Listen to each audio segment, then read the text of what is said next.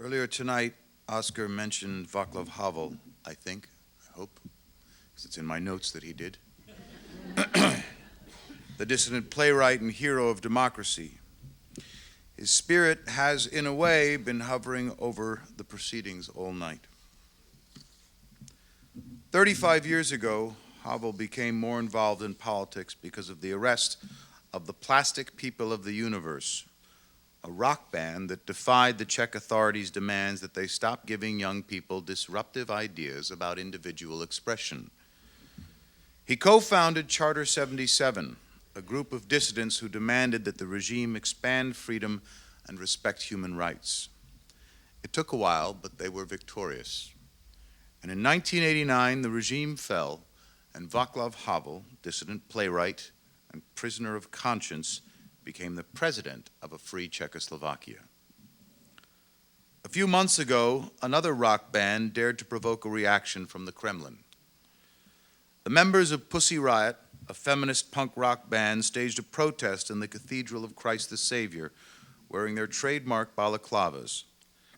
They posted the video on the internet accompanied by what they called a punk prayer, a ferocious song asking the Mother of God to save them from Vladimir Putin.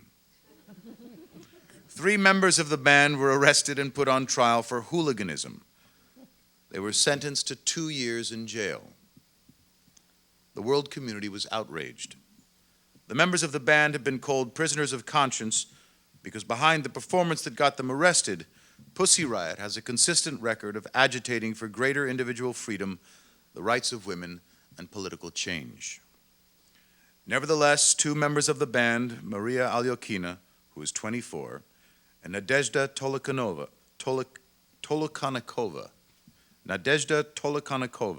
who is 22, remain in jail tonight. Not just any jail either. They were sent to labor camps that were once used for Soviet political prisoners, hundreds of miles away from their families in Moscow. Both are mothers of young children. They remain defiant. Asked by Der Spiegel if she was afraid of being sent to a prison colony, Tolokonnikova said, "It's not me, but the authorities who must be afraid." Like Eskinder Nega and Ai Weiwei, the women of Pussy Riot have used their ordeal to amplify the views that got them in trouble in the first place. When they delivered closing statements at their trial, they didn't just defend themselves. All 3 used the opportunity to make serious and impassioned critiques of Putin's Russia. Tonight, we'll hear a statement of defiance by one of the women who remains in jail, Maria Alyokina. And to read this statement, oh no, sorry. Imagine, if you will, Laurie Anderson. No, better yet, imagine, if you will, Maria Alyokina.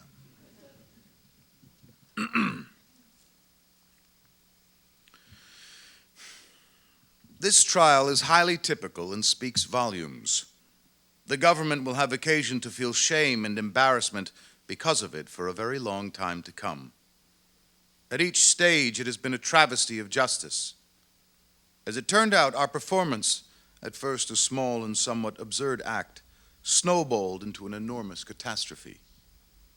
This would obviously not happen in a healthy society. Russia as a state has long resembled an organism sick to the core, and the sickness explodes out into the open when you rub up against its inflamed abscesses. I just want to remind you that she's 22 years old at this point. No, she's 23 years old at this point. Sorry, it's remarkable to me. I'm not supposed to read this piece. At first, and for a long time, this sickness gets hushed up in public. But eventually, it always finds resolution through dialogue. And look, this is the kind of dialogue that our government is capable of. This trial is not only a malignant and grotesque mask, it is the face of the government's dialogue with the people of our country. When we talk about Putin, we have in mind, first and foremost, not Vladimir Vladimirovich Putin, but Putin, the system that he himself created. The power vertical, where all control is carried out effectively by one person. And that power vertical is uninterested, completely uninterested, in the opinion of the masses. And what worries me most of all is that the opinion of the younger generations is not taken into consideration. We believe that the ineffectiveness of this administration is evident in practically everything. And right here in this closing statement, I would like to describe my first-hand experience of running afoul of this system. Our schooling, which is where the personality begins to form in a social context, effectively ignores any particularities of the individual. There is no individual approach, no study of culture, of philosophy, of basic knowledge about civic society. Officially, these subjects do exist, but they are still taught according to the Soviet model. And as a result, we see the marginalization of contemporary art in the public consciousness, a lack of motivation for philosophical thought, and gender stereotyping. The concept of the human being as a citizen gets swept away into a distant corner. Today's educational institutions teach people from childhood to live as automatons, not to pose the crucial questions consistent with their age. They inculcate cruelty and intolerance of nonconformity. Beginning in childhood, we forget our freedom. I have personal experience with psychiatric clinics for minors, and I can say with conviction that any teenager who shows any sign of active nonconformity can end up in such a place. A certain percentage of the kids there are from orphanages. In our country, it's considered entirely normal to commit a child who has tried to escape from an orphanage to a psychiatric clinic. And they treat them using extremely powerful sedatives like aminazin, which was used to subdue Soviet dissidents in the 70s. This is especially traumatizing given the overall punitive tendency and the absence of any real psychological assistance. All interactions are based on the exploitation of the children's feelings of fear and forced submission. And as a result, their own cruelty increases many times over. Many children there are illiterate, but no one makes any effort to battle this. To the contrary, every last drop of motivation for personal development is discouraged. The individual closes off entirely and loses faith in the world. I would like to note that this method of personal development clearly impedes the awakening of both inner and religious freedoms, unfortunately, on a mass scale. The consequence of the process I have just described is ontological humility, existential humility, socialization. To me, this transition or rupture is noteworthy in that if approached from the point of view of Christian culture, we see that meanings and symbols are being replaced by those that are diametrically opposed to them. Thus, one of the most important Christian concepts, humility, is now commonly understood not as a path towards the perception, fortification, and ultimate liberation of man, but on the contrary, as an instrument for his enslavement. To quote Russian philosopher Nikolai Berdyaev, one could say that the ontology of humility is the ontology of the slaves of God, and not the sons of God. When I was involved with organizing the ecological movement, I became fundamentally convinced of the priority of inner freedom as the foundation for taking action, as well as the direct importance of taking action as such. To this day, I find it astonishing that in our country, we need the support of several thousands of individuals in order to put an end to the despotism of one or a handful of bureaucrats. I would like to note that our trial stands as a very eloquent confirmation of the fact that we need the support of thousands of individuals from all over the world in order to prove the obvious, that the three of us are not guilty. We are not guilty. The whole world says so. The whole world says it at concerts. The whole world says it on the internet. The whole world says it in the press. They say it in Parliament. The Prime Minister of England greets our president not with words about the Olympics, but with the question, why are 3 innocent women sitting in prison? It's shameful. But I find it even more astonishing that people don't believe they can have any influence on the regime. People in our country have lost the sense that this country belongs to us, its citizens. They no longer have a sense of themselves as citizens. They have a sense of themselves simply as the automated masses. They don't feel that the forest belongs to them, even the forest located right next to their houses. I doubt they even feel a sense of ownership over their own houses.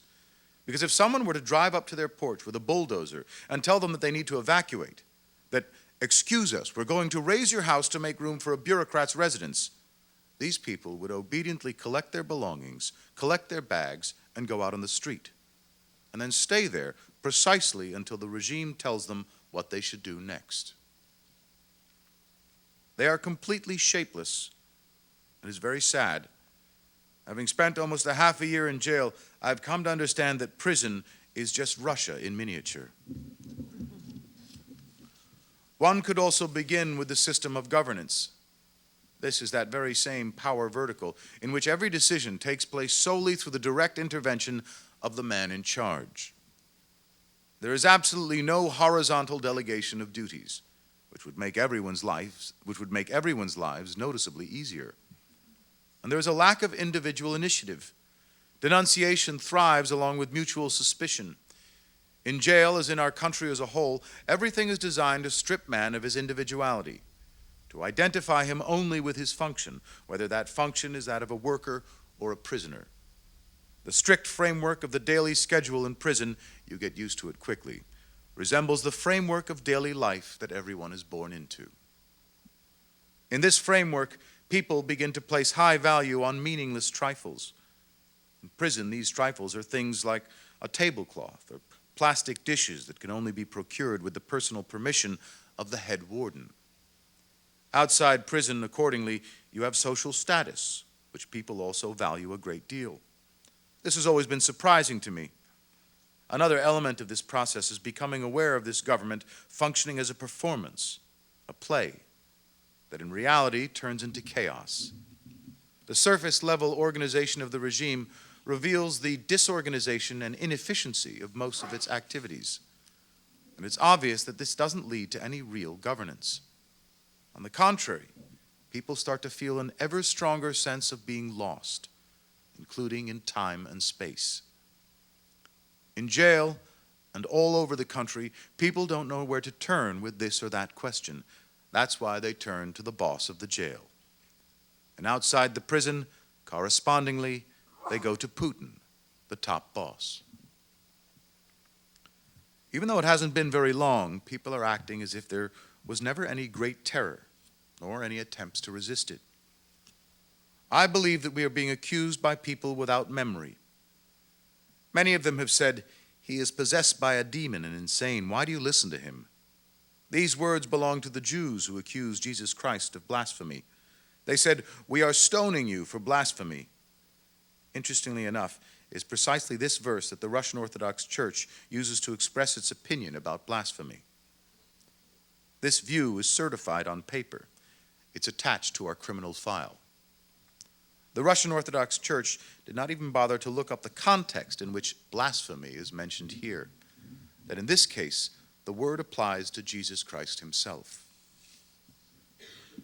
I think that religious truth should not be static, that it is essential to understand the instances and paths of spiritual development, the trials of a human being, his duplicity, his splintering, that for oneself to form, it is essential to experience these things, that you have to experience all these things in order to develop as a person, that religious truth is a process and not a finished product that can be shoved wherever and whenever.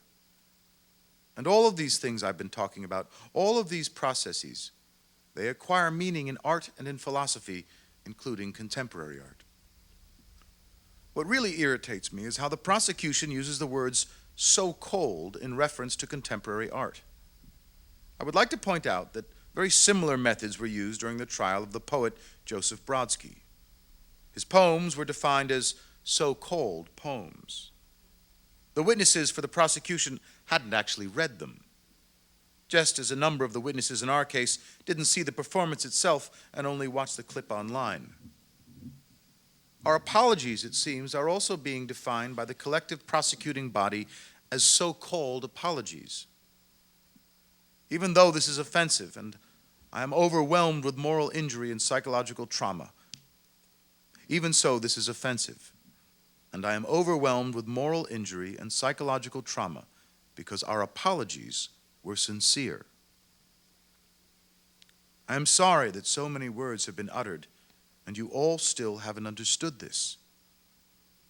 Or is it calculated deviousness when you talk about our apologies as insincere?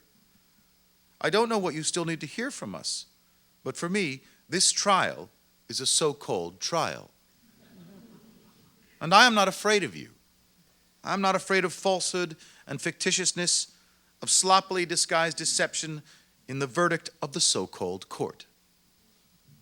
Because all you can deprive me of is so-called freedom. This is the only kind that exists in Russia, but nobody can take away my inner freedom. It lives in the word. It will go on living thanks to openness, glasnost, when this will be read and heard by thousands of people. This freedom goes on living with every person who is not indifferent, who hears us in this country, with everyone who found shards of the trial in themselves, like in previous times they found them in Franz Kafka and Guy Debord. I believe that I have honesty and openness. I thirst for the truth, and these things will make all of us just a little bit more free. We will see this yet.